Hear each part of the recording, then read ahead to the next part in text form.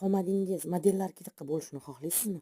Unda videoni oxirigacha ko'ring va bu ichimlikni siz ham tayyorlab ichib ko'ring. Hatto modellar ham bu ichimlikni kuchli detoks, ya'ni ozdiruvchi kofeni retseptini o'rgataman. Bizga 1 litr suv, 1 litr sut va kofe, 1 piyola qora choy, 1 piyola ko'k choy kerak bo'ladi.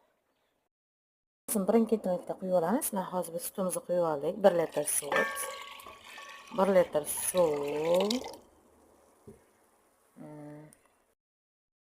1 osh qoshiq qora choy, 1 osh qoshiq ko'k choy solamiz va kofe solamiz. Kofeni emiziklilar mana. Men emizikli bo'lganim uchun choy qoshiq, yarim choy qoshiq soldim. Emizikli emaslar bemalol 1 qoshiq, katta qoshiqda, osh qoshiqda 1 qoshiq solishlari mumkin. Kun bo'yi bizni to'q tutadi,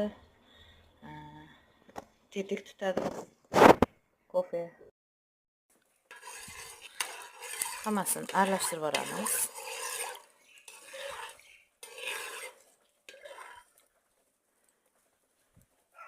Va yonib turgan gazimizga qo'yib olamiz.